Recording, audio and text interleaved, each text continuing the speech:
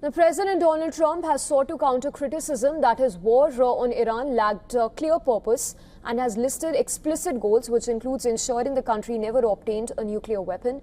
In fact, Trump even went on to say that the strikes were the last best chance to hit Iran. Take a listen into what he had to say.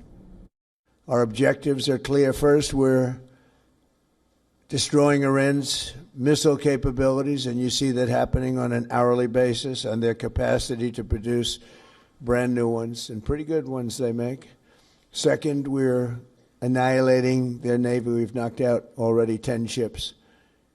They're at the bottom of the sea. Third, we're ensuring that the world's #1 sponsor of terror can never obtain a nuclear weapon, never going to have a nuclear weapon. And finally, we're ensuring that the Iranian regime cannot continue to arm, fund, and direct terrorist armies outside of their borders. Well, Trump previously justified the operation, saying that Iran was attempting to rebuild its nuclear program and could soon possess missiles capable of striking the United States, a claim that has been outrightly denied by Iran's foreign ministry. In fact, Trump even went on to say that he took the decision to launch a war against Iran because he said it was the last best chance to stop the country's alleged nuclear bomb program.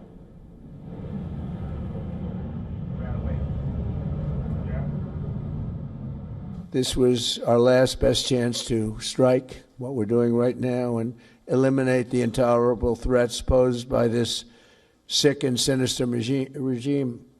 And they are indeed sick and sinister. Well, Donald Trump even signaled that U.S. strikes on Iran could go much longer than originally predicted and warned that the wider West Asia conflict triggered by U.S.-Israeli strikes could last more than a month. Earlier, in an interview with the New York Post, Trump had refused to rule out sending U.S. troops into Iran that could possibly risk far higher casualties than the 4 service members killed so far. We're already substantially ahead of our time projections, but whatever the time is, it's okay. Whatever it takes, we will always, and we have right from the beginning, we projected 4 to 5 weeks, but we have capability to go far longer than that. We'll do it. Whatever somebody said today, they said, oh, well, if the president wants to do it really quickly. After that, he'll get bored. I don't get bored. There's nothing boring about this.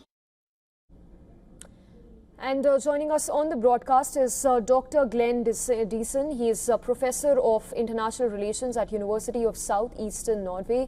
He's joining us live from Oslo. Dr. Glenn, appreciate you joining us on the broadcast. Starting with the latest developments coming in, this one is a statement that's coming from Abbas Araghchi, who says that Iran is not at odds with its neighbors, the neighboring countries, but with American soldiers. Talk to us about the geopolitical realignments at play here, GCC and the US for that matter. Well, I think over the past decades, it's been well known that as America's been the dominant power, that countries of the region who want proper security, that they would have to align with the United States. I think what you see now is essentially very reckless behavior by the United States, and instead of providing security, these countries are now very vulnerable frontline states which are being pummeled by the Iranians. So again, all of these bases provide support for this war against Iran, which the Iranians see as existential. So for this reason, they see this as being legitimate targets, and hitting more or less all of them. Yes. Dr. Glenn, important statements coming in from Abbas Araghchi, who's also questioned the U.S. claim regarding its military aircraft mistakenly downed by the Kuwaiti Defense Forces. Essentially, Iran digging its heels on its claim that Iranian forces downed U.S. F-15 military aircraft on Kuwaiti airspace. Your thoughts on the claims, the counterclaims being made by both the sides? Well, it's hard to say. Both could have happened. It's only speculation for me. Again, the United States can see an incentive in portraying the Iranian military as impotent and arguing that it was friendly fire. But of course, it goes the other way around as well. That the Iranian one could take claim for something that was accidental, but nonetheless, in the overall picture, what we now see, either way of those two scenarios, is that this war is not going according to plan. It was always going to be a messy affair, because in order to go after a massive country like Iran, you need a lot of military resources, and that gives Iran a lot of targets. And I don't think the Americans expected Iran to rush up the escalation ladder in this way and attack everything. I think they hoped to have escalation control and be able to, gradually increase if necessary. Yes, Dr. Glenn, continuing with the same point regarding the statement of Abbas Araghchi, this is on the 3 American fighter jets that were downed on Kuwaiti airspace. He says that the Kuwaiti government must explain what the American fighter jets were doing there. What do you make of this question that's been raised by Abbas Araghchi? Well, it's a reasonable question to ask, because a lot of these countries, all these Gulf states, are asking Iran, how dare you attack these bases? These are on our territory. But as again, what Iran is saying is they have been attacked. They consider this to be a war for their survival, and they would like to know why their neighboring countries are hosting the weaponry that are being used to bomb in Iran and kill Iranians. So I think a clarification is reasonable, because you can't really have it both ways. I guess that's what the Iranians would like to do, would like to say. That is, they would like to restore a deterrent, that you can't simply have neighboring states supporting the attacks on Iran and then facing no consequences at all. So I think this also points to the larger objective of Iran. I think for them, the main goal now is to expel the United States from the region, which means that all the countries which are hosting American soldiers should be paying a price for it. The other aspect being the Democrats who have warned that the US could get pulled into a protracted conflict in days and weeks to come. What are specifics? Do you think the specifics that are being raised by the Democrats are legitimate at this point?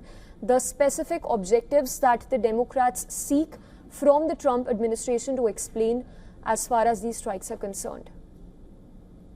Well, I think everyone recognizes that Trump is the president of low-hanging fruit. He would like to have a very quick war. Ideally, he would have regime change to a country in 3-4 days, and then, or at least some other price he could show off. The problem here is that if there is no success, this war will drag on. And this is deeply problematic for the United States, because it can't really fight a war of attrition, because it simply doesn't have all the required resources. And also, when it needs to refill on weaponry and the others and the sorts, they can't really rely on the regular bases, such as the Fifth Fleet in Bahrain, because all of these are within striking range of Iran and being attacked. So they're going to have to sail down to Diego Garcia, to India, or Italy, somewhere else, in order to refuel.